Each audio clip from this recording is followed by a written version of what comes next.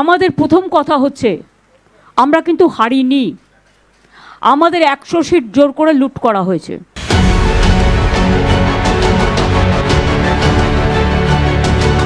পশ্চিমবঙ্গের বিধানসভা নির্বাচনে এবার বিজেপির জয়ে কাঁপছে পুরো টলিগঞ্জ। কিন্তু তৃণমূল কংগ্রেসের সাথে জড়িত থাকা অভিনেতা অভিনেত্রীদের কি এবার তৃণমূল ছাড়া ঘোষণা দিবে, যা নিয়ে থাকছে এই ভিডিওটিতে বিস্তারিত। চলেন দেরি না করে ভিডিওটি শুরু করা যাক। পশ্চিমবঙ্গের সাবেক মুখ্যমন্ত্রী মমতা বন্দ্যোপাধ্যায় গত 15 বছরে যা করেছে তার শাসনামলে তার সবারই পছন্দ নাও হতে পারে। কিন্তু 15 বছরের শাসনামল কি ভুলে গিয়ে নিজের দল তৃণমূল কংগ্রেসের নামক দলের এবার ইতি টানবে মমতা? এমন নানান প্রশ্নের সমীকরণ সামনে আসলেও হার মানতে নারাজ মমতা। কিন্তু প্রশ্ন তো থেকেই যাচ্ছে, যাদেরকে নিয়ে শাসন করার কথা ছিল পশ্চিমবঙ্গের সাধারণ মানুষের ওপর যারা জুলুম করে, তাদেরকে আইনের আওতায় আনা, সেই সব কি এবার করতে পারবে সাবেক মুখ্যমন্ত্রী মমতা? না দর্শক, সেটা করতে চাইলেও আর করতে দিবে না বিজেপির মতো শক্তিশালী দল। ইতিমধ্যে সোশ্যাল মিডিয়ায় গুঞ্জন রটেছে তৃণমূল কংগ্রেস থেকে এবার পদত্যাগপত্র জমা দিয়ে দল থেকে চিরদিনের জন্য বিদায় নিচ্ছেন কিছু অভিনেতা ও অভিনেত্রী। কেননা তারা মনে করেন তৃণমূল কংগ্রেস আগে যেমনটা ছিল গত 10 বছর আগে, তার এখন দেখা যায় না এই দলের কর্মী ও সমর্থকদের মাঝে। কিন্তু প্রশ্ন থেকেই যাচ্ছে, এই নির্বাচনে কি সত্যিই হেরে গিয়েছে মমতার দল তৃণমূল, নাকি পরিকল্পিতভাবেই হারানো হয়েছে মমতাকে, যা বিভিন্ন মাধ্যমে উঠে এসেছে? আমাদের প্রথম কথা হচ্ছে আমরা কিন্তু হারিনি। আমাদের 100 সিট জোর করে লুট করা হয়েছে। মমতা ব্যানার্জি মনে হয় এখন ঘুমের ঘরে আছে, কেননা তিনি কেন জানি বিশ্বাস করতেই পারছেন না যে তিনি হেরেছেন এই নির্বাচনে। যেখানে বিজেপির মতো দল মানেই লুট, তারাজ, ছিনতাই আর দাঙ্গাবাজের অপর নাম বিজেপি, সেই দলকে কি পশ্চিমবঙ্গের সাধারণ ভোটাররা নিজের বিপদে ফেলার জন্যই কি তাহলে বিজেপিকে ক্ষমতায় এনেছে? না দর্শক, এখানে এমন কিছু সমীকরণ রয়েছে যার তথ্য জানতে হলে আপনাকে ভিডিওটি শেষ অবধি দেখতে হবে। তার আগে আসুন পশ্চিমবঙ্গের একজন সাহসী নারীর সাক্ষাৎকার শুনে ও দেখে আসা যাক। আপনি তো শপথ নেবেন, এটা কি শপথ নেবেন পশ্চিমবাংলার বুকে বিজেপির গুন্ডাম ও ফ্যাসিস্টদের আক্রমণকে বন্ধ করা হবে? সেই শপথ তো নেবেন না। শপথ নেবেন পশ্চিমবাংলাকে ধ্বংস করার, হিন্দু রাষ্ট্র নির্মাণ করার জন্য পশ্চিমবাংলায় এখন থেকে শুরু হয়ে গেছে গরিব মুসলমান মানুষের উপর আক্রমণ চলছে। লজ্জা হওয়া উচিত শুভেন্দু অধিকারী।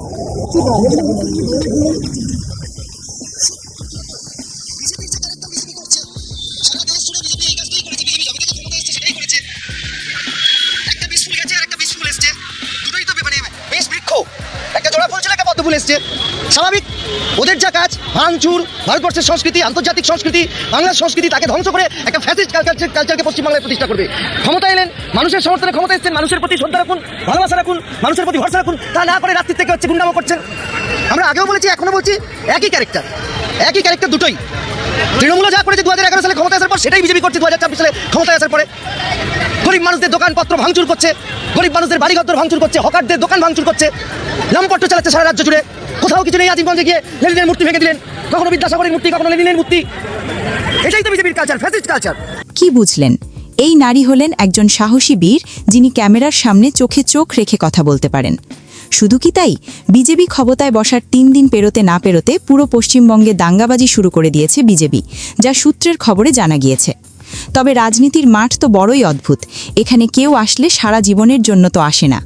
এখানে টিকে থাকতে হলে সাধারণ মানুষের মনের কথা শুনতে হবে, জানতে হবে, তারা যেটা চায় সেটা করতে হবে।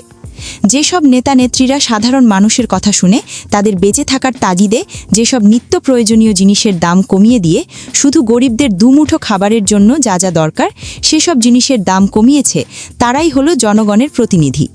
শুধু ভারতবর্ষের দিকে তাকিয়ে দেখুন, যারা মধ্যবিত্ত পরিবারে থাকেন তারা কোনো না কোনোভাবেই বেঁচে আছেন। খেয়ে দেয়ে কিন্তু বড়লোকের কথা বাদ দিয়ে যারা নিম্ন পর্যায়ের এবং নিম্ন পরিবার থেকে উঠে এসেছে, তাদের কষ্টের কথা আসলে শোনে না কোনো দলীয় নেতারা। কেননা তাদের কথা শোনার জন্য সময়ও পায় না সেই সব নেতা ও কর্তারা। কিন্তু তারা আবার বড় বড় কথা বলে নির্বাচনের মাঠে, যা বাস্তব ঘটনা। পশ্চিমবঙ্গের সাবেক মুখ্যমন্ত্রী মমতা বন্দ্যোপাধ্যায়ের যেমন ভালো দিক আছেন, ঠিক খারাপ দিকও রয়েছে। তিনি আজ যেসব অভিনেতা অভিনেত্রীদেরকে এই নির্বাচনের মাঠে নামিয়ে সংসদ সদস্য বানানোর স্বপ্ন দেখিয়েছিল, এবার তাদের কেরিয়ার হুমকির মুখে পড়েছে, যার দায় এই মমতাকে নিতে হবে। তাই তো বিজেপিতে যোগ দেওয়া টলিউডে নিজের অভিজ্ঞতা নিয়ে বিস্ফোরক মন্তব্য শেয়ার করলেন রুদ্রনীল ঘোষ। সাক্ষাৎকারে রুদ্রনীল বলেন, কারা যোগ্য? মমতা বন্দ্যোপাধ্যায়ের নানাবিধ ভুল ও অন্যায় দেখে যারা চুপ থাকবেন তারাই কাজ করার যোগ্য। ৮০% ওপর কাজ হারিয়েছেন টেকনিশিয়ানরা, আর্টিস্টরা, প্রযোজক, পরিচালক ও আনুষাঙ্গিক কাজে প্রচুর মানুষ যুক্ত থাকেন তারা। কাউকে ঘোষিত ব্যান, কাউকে অঘোষিত ব্যান। আমাকে ব্যান করে দেওয়া হয়েছিল। এবার এই অন্ধকারটা কেটেছে, কাজ যোগ্যতার ভিত্তিতে হবে। অভিনয় ক্ষমতা নিয়ে কারো মনে কোনো প্রশ্ন ছিল না বটে, কিন্তু একটা সময় দিনের পর দিন তিনি অভিযোগ করে গিয়েছেন যে তিনি কাজ পাচ্ছেন না। সিনেমার অন্যতম জনপ্রিয় তিনি, কিন্তু তারই নাকি হাত থেকে চলে গিয়েছে একের পর এক কাজ। সাদা খাতা জমা দিয়েছিল ১৫ লাখ টাকা দিয়ে, তাদের যোগ্য বলেছিল তৃণমূল, তাদের চাকরি চুরি করেছিল মমতা বন্দ্যোপাধ্যায়ের নির্দেশে সবাই, কাউকে জেলে পড়েননি মমতা বন্দ্যোপাধ্যায়। তাই তাকে এই দুঃখজনক পরিণতিতে মানুষ, বাড়িটাও তো জেলের মতোই, সেখানে পুরে দিলেন, চোখের জল মুছছেন তিনি। তাদের সাদর আমন্ত্রণ জানায়নি, তাদের তো আইন অনুযায়ী বন্দোবস্ত হবে। আমার থেকে স্ক্রিন কেড়ে নিয়েছে, ক্যামেরা পর্দায় কেড়ে নিয়েছিল যাতে আমার জীবিকা কেড়ে মেরে ফেলা যায়। মানুষ বাঁচতে গিয়ে তৃণমূলের পাশে থেকে তৃণমূলই সাজবার অভিনয় করেছেন। যাদের পয়সা বাঁচাবার লোভে রাহুলের মৃত্যু হলো, সেই বিষয়টা তো চাপা পড়ে যাওয়ার জায়গায় চলে যাচ্ছে, তাই না? কিন্তু এখন বদলে গিয়েছে গোটা ছবিটা। রাজ্যে ১৫ বছরের তৃণমূল সরকারের পতন হয়েছে। এখন তো পশ্চিমবঙ্গে প্রথমবার ক্ষমতায় এসেছে বিজেপি সরকার। নিজেই বিজেপির হয়ে ভোট লড়েছিলেন রুদ্রনীল। সূত্র বলছে দীর্ঘদিন ধরেই বিজেপির কর্মী তিনি। এবার শিবপুর থেকে টিকিট পেয়েছিলেন, ভোটে লড়ে জয়ীও হয়েছিলেন। এখনও পর্যন্ত কোনো পদ পাননি রুদ্রনীল, তবে টলিউড নিয়ে আশায় বুক বাঁধছেন তিনি। এতদিন ধরে টলিউডে কাজ করতে গিয়ে যে সমস্ত সমস্যার শিকার হয়েছেন তা আর ভবিষ্যতে হবে না বলেই মনে করছেন তিনি। স্টুডিও পাড়ায় ব্যান কালচার, শিল্পীর ওপর রাজনীতির শাসন, চমকানি, ধমকানি, চোখ রাঙানি, তৃণমূল আমলে টালিগঞ্জের স্টুডিও পাড়ার অন্দরমহল থেকে বারবার উঠে এসেছে এমনই মারাত্মক সব অভিযোগ। যদি আপনি তৃণমূল না হন তাহলে আপনার পেটে ভাত নেই, আপনার কাজ নেই। কাজ দেওয়ার সময় চিহ্নিতকরণ করা হতো। আমার যে থিয়েটার দল, আমরা সরকারি হল পেতাম না। কেন হবে এরকম? ফিল্ম ইন্ডাস্ট্রিতে বিশ্বাস ব্রাদার্স তারা ঠিক করবে কে ক্যামেরা চালাবে, কে চালাবে না।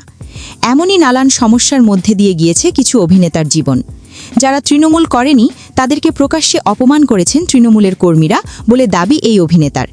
তিনি ছিলেন সময়ের অপেক্ষায়, তাই আজ তার সময় এসেছে। তাই তো এবার অনেক খুশি এই রুদ্রনীল ঘোষ। তিনি একজন অন্যরকম অভিনেতা, যিনি অভিনয় করেছিলেন টলিউডের ব্যবসা সফল সিনেমা চিরদিন তুমি যে আমার সিনেমায়, যার সাফল্য এখনও কাটিয়ে উঠতে পারেনি নতুন সিনেমাগুলো। এত কিছুর ভিড়ে মমতার এমন হার মানতে পারছে না তৃণমূল কংগ্রেস।